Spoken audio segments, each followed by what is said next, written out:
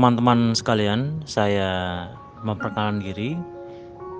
Saya Eko Yudo Tamtomo, saya dari Pontianak, dan saya punya klub penyembuhan dengan pernapasan. Saya tertarik dengan beberapa kasus, terutama mengenai COVID-19 ini yang kelihatannya memang membuat banyak orang khawatir. Saya punya pengalaman sedikit di bidang pernapasan selama 34 tahun untuk bela diri, sedang untuk pernafasan penyembuhan selama 3 tahun. Anda kenal Tung Desem Waringin? Baru saja Tung Desem Waringin terkena COVID-19. Jadi ini adalah satu studi kasus yang bagus. Demikian juga dengan J.K. Rowling. Keduanya, yang satu dulu dalam negeri, satu di dalam luar negeri, itu mendapatkan penyakit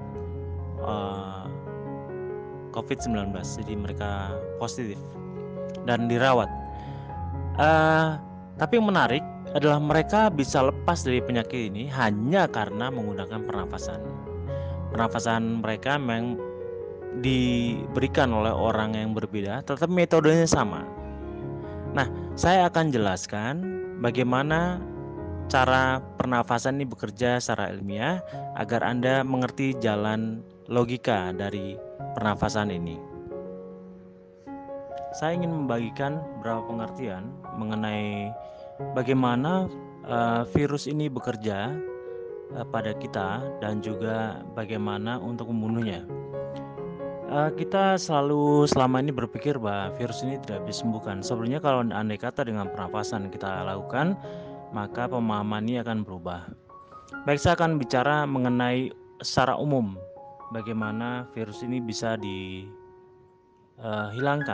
atau bisa dieliminasi dengan pernafasan.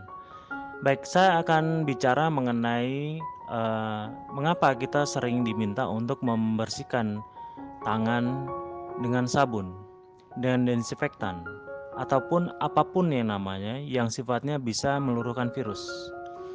Sering kita diminta untuk membersihkan dengan sabun yang dipahami memang, dan memang secara kenyataan memang sabun memberikan kemampuan yang sangat kuat pada virus sehingga virus bisa luruh dari kita. Kita diminta mandi setiap hari atau pada kasus tertentu hanya minta cuci tangan. Intinya agar tangan kita selalu bersih, karena tangan kita selalu bergerak menuju wajah, menuju muka, menuju mulut, menuju mata dan sebagainya, dan itu merupakan alat pintu masuk untuk virus. Nah, tapi masalahnya kenapa itu tidak bisa dilakukan dengan tubuh kita? Kenapa? Apa alasannya? Begini, sabun itu pada dasarnya kalau andai kata bicara kimia dasar, maka sifatnya pH-nya adalah basa. Kalau andai kata Anda gunakan kertas lakmus, maka dia akan bergerak ke arah 8 sampai 9. Sedangkan manusia di 7,5.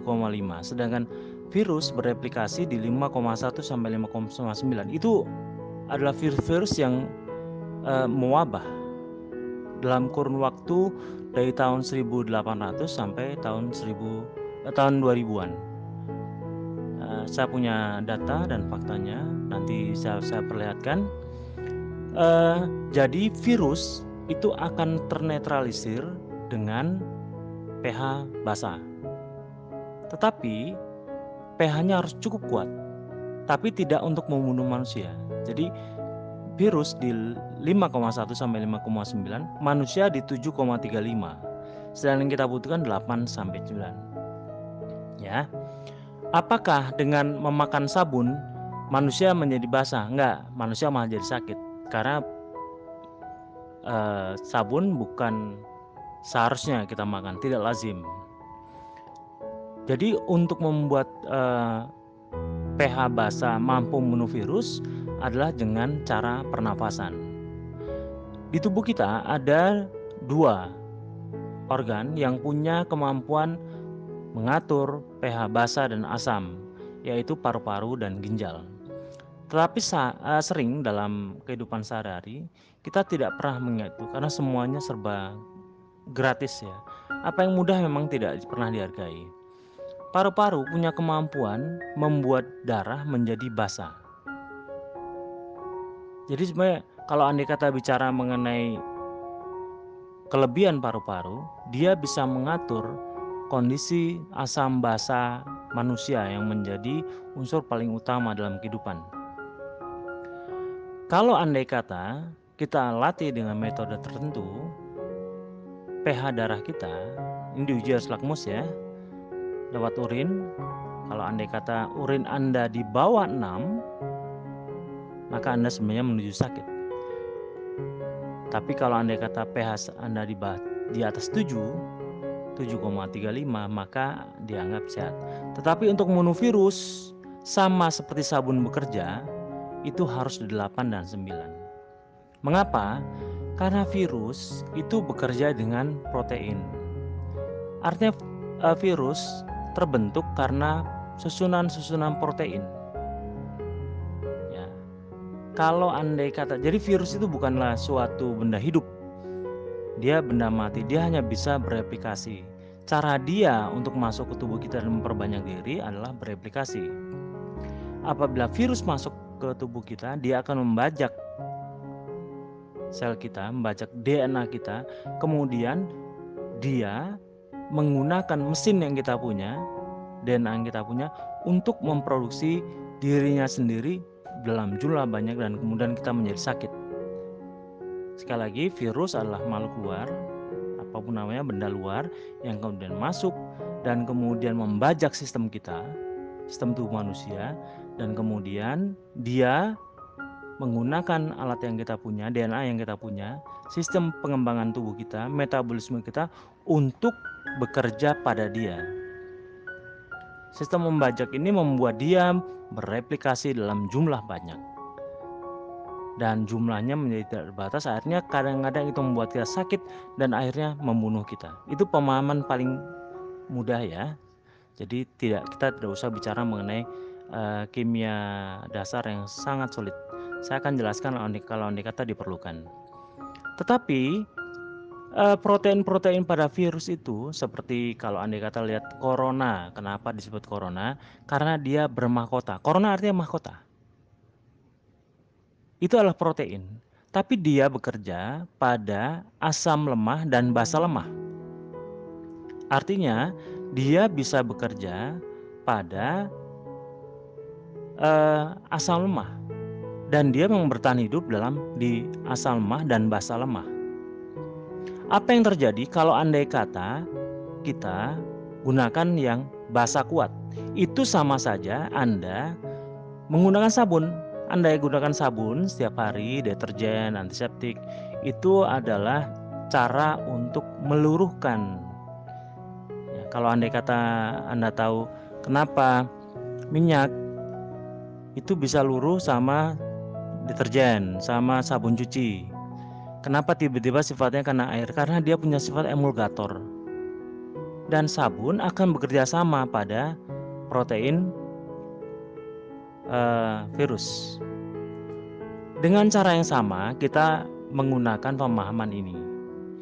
Makanya oleh karena itu, apabila pernafasan dilakukan sedemikian rupa dengan teknik dan sistem, maka darah kita bisa mencapai pH 8 sampai 9, di mana biasanya orang hanya memerlukan 7,35. Tetapi karena pola hidup, makanan dan sebagainya, biasanya kita temukan pH 6 pada manusia.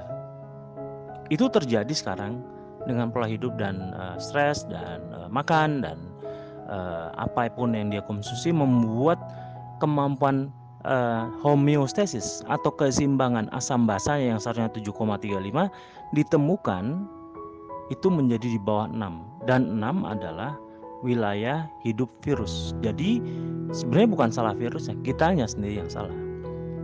Pola makan kita, pola hidup kita, pola pikir kita, pola stres kita membuat sistem tubuh kita bekerja di bawah pH yang seharusnya.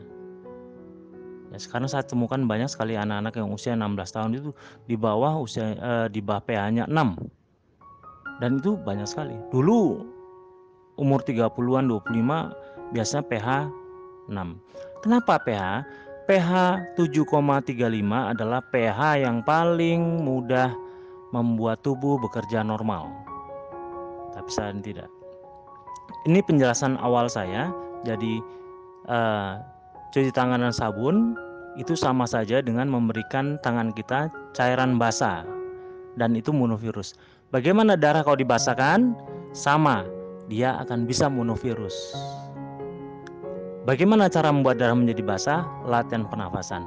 Baik, kira-kira demikian ulasan awal saya mengenai bagaimana membunuh virus pada tubuh, yaitu membuat darah menjadi basah dengan pernafasan.